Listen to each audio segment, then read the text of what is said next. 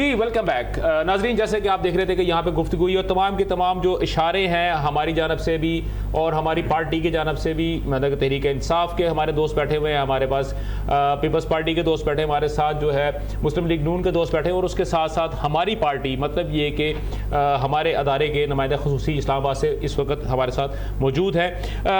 Sir मैं यहाँ पर एक छोटा सा सवाल करूँगा मसूद साहब से और उसके फ़ौरन बाद मैं आता हूं अपना आसिफ बाजवा साहब की तरफ। मसूद साहब मुझे एक बात बताएं कि कल जो वहां पे तकरीर हुई हैं जलसे के अंदर, क्या आपको अभी सर काफ़ी मुद्दत हो गई है, काफ़ी अरसा हो गया, आपने हर किस्म के जलसे जुलूस आपने जो है आपने वो कवर किए हैं, आपने प्रोटेस्ट भी कवर किए हैं, आपने खुशामदी या खुशामदीद के जो जलसे जुलूस हैं आपने वो भी कवर किए हैं। तो सर ये जो कल का जो जलसा था उसके अंदर स्पेसिफिकली जो तकारीर हुई है, जो गुफ्तगू हुई है, आप उसको सर कहाँ पर रेट करते हैं?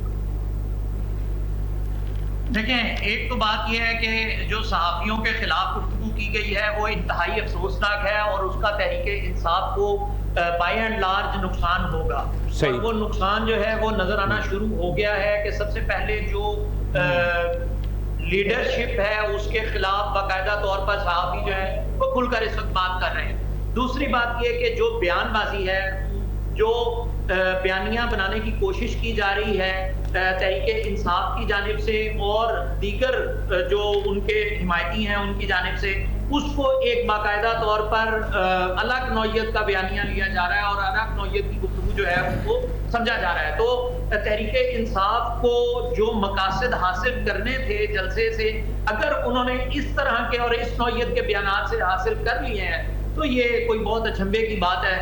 वरना मेरा ज़ाती मानना ये है कि वो जो नताइज हैं वो हासिल करने में नाकाम रहे हैं। ठीक है, आपका पॉइंट बिल्कुल आ गया, बिल्कुल दुरुस्त आपकी बात।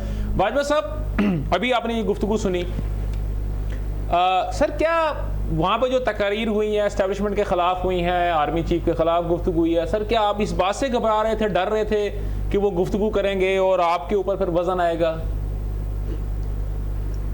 देखिए, कतई तौर पे पाकिस्तान मुस्लिम लीग नून को किसी किस्म का डर नहीं है। हमें इनके रवैये से, इनके ट्रैक रिकॉर्ड से हमें किसी किस्म की अच्छी बात की उम्मीद नहीं है।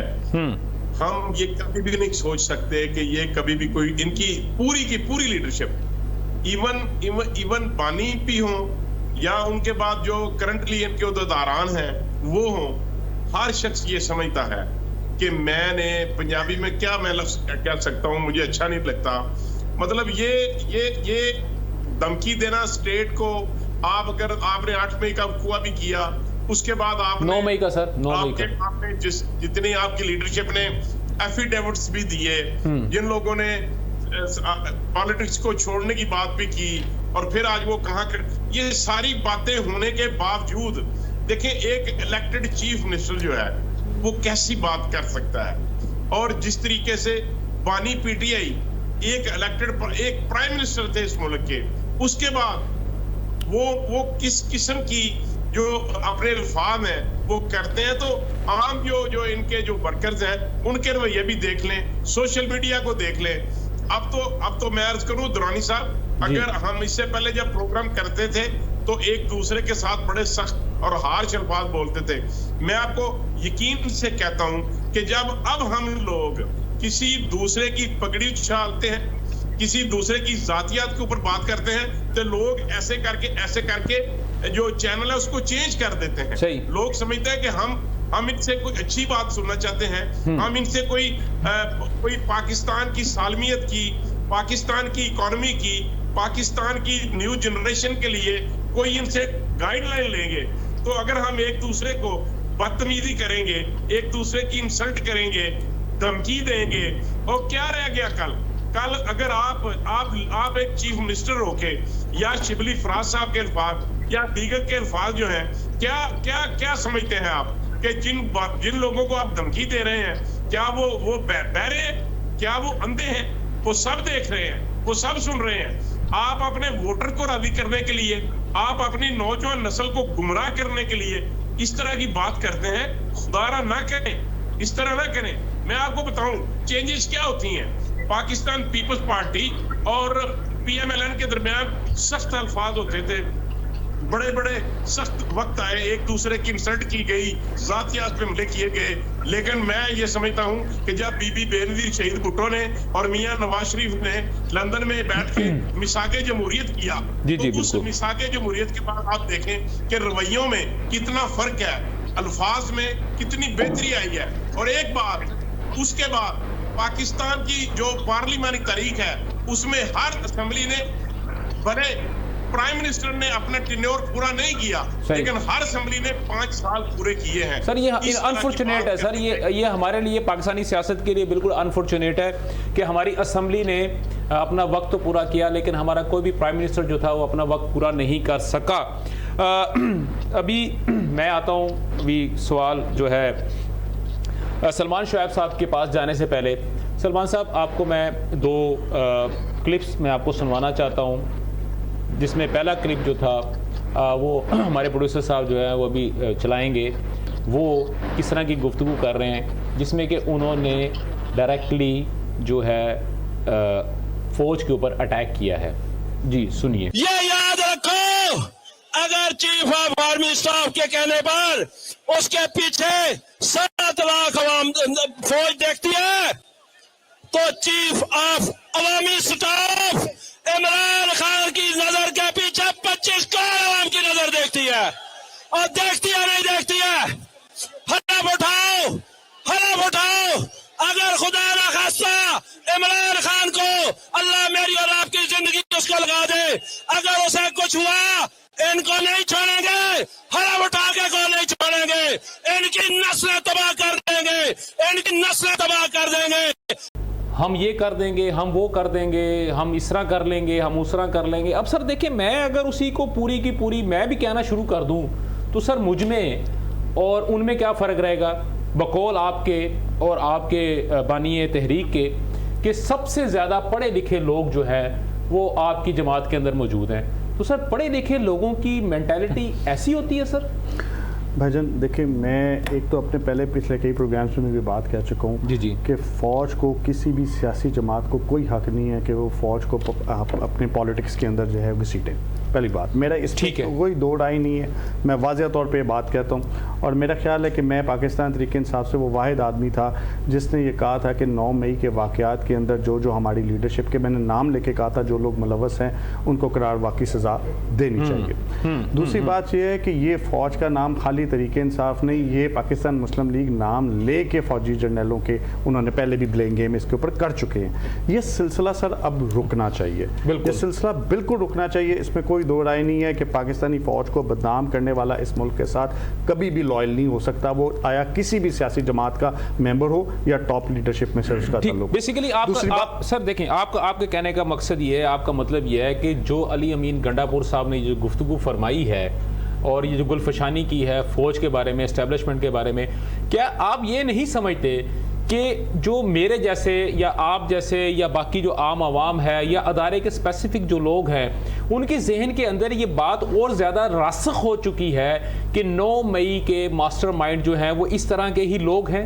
सर देखिए, 9 मई के जो मास्टरमाइंड, और खास तौर पे अदारों के ऊपर और एस्टेब्लिशमेंट के ऊपर, सर इधर देखिए, 9 मई के मास्टरमाइंड्स के अंदर कुछ फौजी जर्नैल भी शामिल थे, उनका तो जो फौज ने अपना एहतसाब करके वाजिया कर दिया। जनरल फैज को आपने कर दिया, आपने कोर कमांडर लाहौर को पकड़ लिया, नहीं सर सुन लेना। और उसके पीछे इस्तेमाल होने वाले वो सियासी मोड़े होते हैं जो तमाम सियासी जमातों में पाए जाते हैं। अच्छा देखिए, उसमें मैंने नाम लिया, आपके पास हमाद अजहर थे, फरहत इकबाल साहब थे और बहुत सारे लोग थे पंजाब से। अब इसी तरह सर इसी तरह सुने, हमाद अजहर जो है क्या वो फौज का मोहरा था आपकी जमात के अंदर? फौज का मोहरा नहीं था, हाँ? एक मखसूस लॉबी जिसको जनरल फैज देख रहा था। अभी भी वो आपकी जमात में है सर। मेरी यार सुने ना, मेरी यार सुनेंगे तो आपको समझ आएगी। वास्ते सर जान छुड़ा लें, उसने कल भी तकरीर की है सर। वो तो अच्छा आप चले जाएंगे,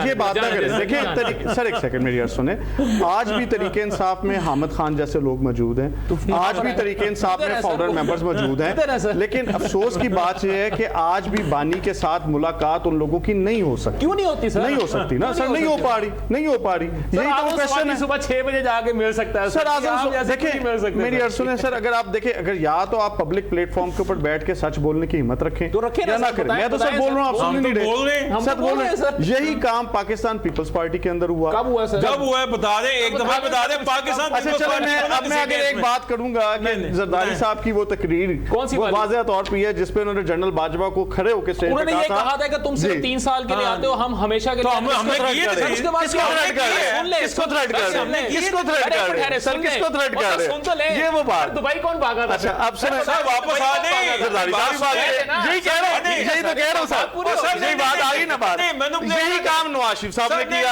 यही काम नवाज शरीफ साहब ने किया। साहब ने ये नहीं किया, नवाज शरीफ ने ये कहा था। सर देखे नहीं दुआई साहब नहीं रिजेक्टेड की वो जो ट्वीट दुआई साहब, सर यही वो बातें, मेरी बात दुआई इस साहब तरह की यही वो चीजें हैं जो तमाम सियासी जमात। चले सर, आप वो ये कह रहे हैं मैं आपको बताता हूँ सर, मैं बताता जी सर अफनान साहब, पीपल्स पार्टी को नफी ना करें प्लीज। अच्छा नहीं पीपल्स पार्टी ने जितनी कुर्बानी दे चुके हैं ना, हाँ जी सर, जरदारी साहब को क्या जरूरत थी खट्टे का नारा लगाने की? सिर्फ ये बात बता सर रहे हैं। वो क्यों लगाया? सर मैं क्यों लगाया? बता रहा हूं, कुछ अफनान साहब, सर मुझे मौका तो दें। सर एक मिनट ये सर, बात है कि टॉलरेंस पैदा करें, आप बात सुनने का हौसला पैदा करें। जब आप किसी को बात करते हैं तो बात भी सुने। जी जी बिल्कुल, यही आप में बिल्कुल। यही होती है कि एजुकेशन की कमी, एजुकेशन की ये नहीं कि कोई तालीम की कमी है। सर तुसी तो सीधा मेरे पे आ गए सर, तुसी तो सीधा मेरे पे आ गए। सर बात सुने, देखें बात सुने, मामलात होते रहते हैं, हाँ। लेकिन हमने हमले नहीं किए ना, हाँ। सुप्रीम कोर्ट पे हमला किया, वहां से हमने लाश उठाई, बिल्कुल है, पिंडी से भी हमने लाश उठाई, बिल्कुल वहां पे हमने दानों पे हमले नहीं किए। बिल्कुल सही है। हमने जमहूरियत के लिए बात होती है, डायलॉग्स होते हैं, इख्तिलाफात भी होते हैं। ये करने के बाद जी उन्होंने हमें वो मोला इस्तेमाल हुआ, हुआ, फैज हमीद पे इल्जाम लगा रहे हैं भाईजान। हाँ। फैज हमीद तो आपकी टिकटें बांटता था, इल्जाम नहीं लगा रहे, वो प्रूव हो चुका है, इल्जाम नहीं लगा रहे। आपके खिलाफ हो चुका है ना, वही मैं कह रहा हूं ना, इल्जाम नहीं लगा बात रहा तो सुने ना। अभी एक बात, बानी पीटीआई की जमात बनाने वाले ये लोग हैं, उनको टिकटें उनको फीड करने वाले 9 मई की प्लानिंग उन्होंने की है विद द अप्रूवल ऑफ बानी पीटीआई। सर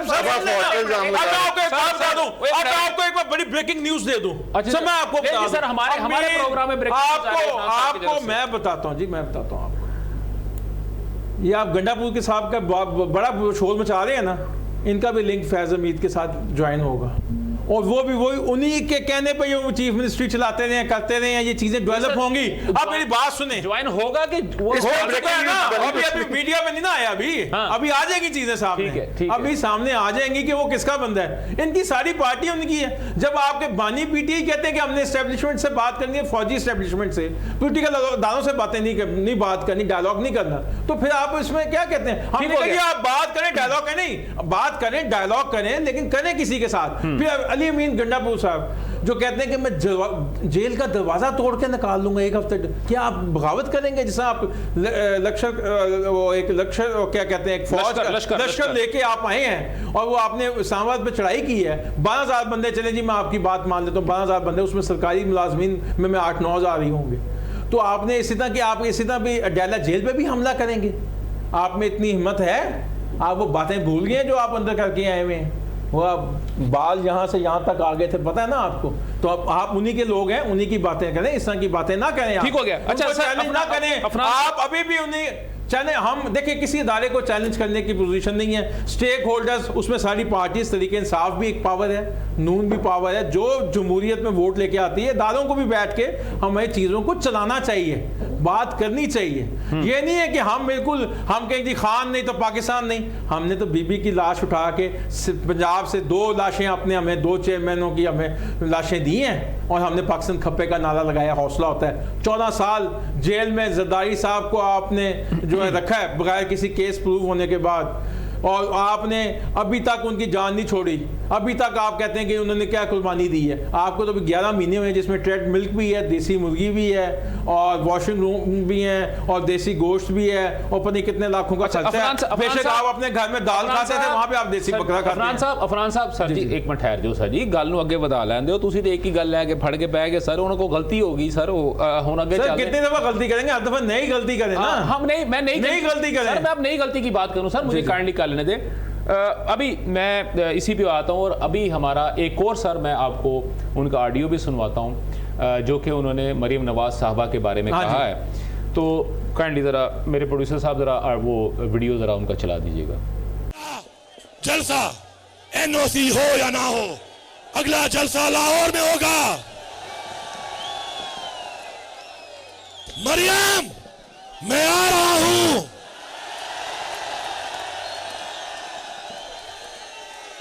अगर मीनारे पाकिस्तान में इजाजत होगी तो ठीक है, वरना हमारे पठानों का असूल है, हम ढोल भी लेके आते हैं, बारात भी लेके आते हैं। पंगा मत लेना, बैंडेड छोड़ो, पंगा मत लेना। खुदा की कसम, पंगा लिया तुम्हारा वो हाल करेंगे कि तुम्हें बांग्लादेश भूल जाएगा, छुपने की जगह नहीं मिलेगी तुम्हें। अब सब तैयार हो?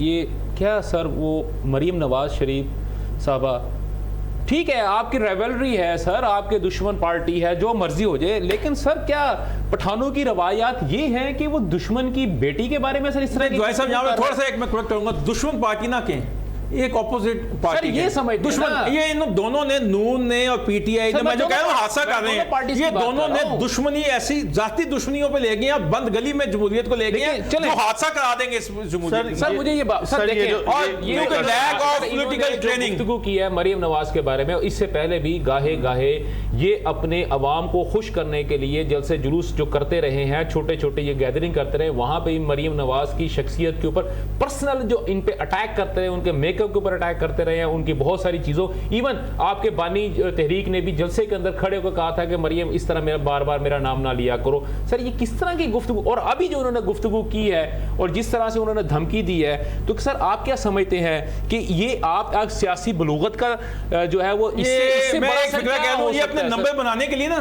ये अपने वीडियोस बनाते हैं, नंबर बनाने के लिए मजबूरी मैं बता दूं, ये जो बयानबाजी करके नंबर रिस्पॉन्ड करने देना सर। कैरेक्टर असैसिनेशन जो है वो तमाम सियासी जमातें एक दूसरे पे करती आ रही हैं सर, मुझे बताएं, इंतहाई गलत है। I will condemn. देखिए मैं इस वक्त गंडापुर साहब का कोई पर्सनल तो एडवाइजर हूं नहीं कि मैं सर आपकी जमात के सर वो हैं, मेरी लीडर हैं सर, लीडर हैं आपके। इस जमात का जो लीडर है वो इस वक्त अंदर है, जमात के अंदर इंतहाई टूट का शिकार है, जो मैं पहले भी आपसे कह चुका हूं। दूसरी बात यह है कि कैरेक्टर असैसिनेशन तमाम सियासी पार्टियां एक दूसरे के ऊपर कर रहे हैं, और आज पाकिस्तान मुस्लिम लीग के अनमेच्योर रवैये से ये चीज़ वाज़ेह हो चुकी है कि स्टेट के अंदर उनकी रेट ख़त्म हो चुकी है। और मैं ये बात आपके ऑन प्लेटफॉर्म ये बात कह रहा हूँ कि अब मुझे जो नज़र आता है एज अ सियासी स्टूडेंट होने के नाते, पाकिस्तान के अंदर तमाम सियासी दौर ख़त्म होते नज़र आ रहे हैं मुझे, जिसमें किसी भी जमात का कोई फ़ायदा होता है। सर आपकी तो ख्वाहिश थी ना हमेशा से कि हमेशा मार्शल लॉ लगे, आप तो सर आपके लिए तो बहुत अच्छी बात होगी ना, लेकिन सर मरेंगे तो मैं मरूंगा ना, हम मरेंगे जी, जब हमने फिर सड़कों पे पार्टी मरेगी, जेयूआई मरेगी, एएनपी मरेगी, मैनेज कर लेगी, मैनेज कर लेगी। सर देखिए पाकिस्तान के अंदर अगर 3 दफा रूल मुस्लिम लीग नून कर चुकी है, तो 2 दफा पाकिस्तान पीपल्स पार्टी कर चुकी है, पीटीआई 1 दफा कर चुकी है। इसके अंदर भी अगर इन तमाम सियासी जमातों से इस मुल्क का और इन पुराने लीडरों से अभी तक कोई हल नहीं निकल सका, तो ये फकरे अली है सर। ठीक हो गया सर, इसका क्या हाल है? 15 साल से ये केपीके में बैठे हैं, 15 साल से, तो भी कह रहे हैं 15 साल नहीं सर, 2 साल में तीसरा टेन्योर हो गया सर। नहीं सर 12वां साल, 12वां साल 15 साल ही हो गया। उस तरह पीपल्स पार्टी के पास तो फिर 25 साल टेन्योर है वहां पर से इनका। छोड़ना सर, तो है ना, तो वोट दे रहे हैं। नाजरीन आपने सही तमाम तर गुफ्तगू सुनी, और यहाँ पे जो बात हुई है अली अमीन गंडापुर साहब के बारे में या तहरीक इंसाफ के दीगर लीडरान के बारे में, जो कि उन्होंने कल जलसे के अंदर गुफ्तगू और डायरेक्टली उन्होंने स्टेट ऑफ पाकिस्तान के ऊपर जो हमले किए हैं, पाकिस्तान के अदारों के ऊपर जो उन्होंने हमले किए हैं ज़बानी, 9 मई को अदारे ये कहते हैं कि 9 मई को इन्होंने फिजिकली यहाँ पे हमले किए हैं, और कल के जो जलसे के अंदर जो गुफ्तगू हुई है वो उन्होंने उन पर ज़बानी हमले किए। लेकिन हमारे साथ जो उनके तहरीक इंसाफ के जो रिप्रेजेंटेटिव जो मियाँ सलमान शुएब साहब मौजूद थे, उन्होंने इन चीज़ों को बुरी तरह कंडेम किया है, और वो अपनी तरफ से वो इससे रुजू करते हैं, और वो किसी भी बयान का हिस्सा नहीं बनते, और वो ये वाशगाफ अल्फाज में उन्होंने ये बात कही है कि इस किस्म के बयानात देने वाला कोई भी शख्स ना वो प्रॉपर अक्लमंद हो सकता है, वो पार्टी के लिए फ़ायदामंद नहीं होगा, वो पार्टी के लिए हमेशा नुकसानदेह ही साबित होगा। और आने वाले दिनों में हम देखते हैं कि आया कि ये जो बयानात हैं या इस किस्म की जो गुफ्तगू है वो तहरीक इंसाफ को किस नहज पे लेके आती है, और क्या बानी तहरीक इंसाफ जो हैं वो जेल से रिहा हो सकते हैं, कब तक हो सकते हैं, ये हम देखेंगे। तब तक मुझे इजाज़त दीजिए, अगले प्रोग्राम में दोबारा आपसे मुलाकात होगी। पाकिस्तान जिंदाबाद।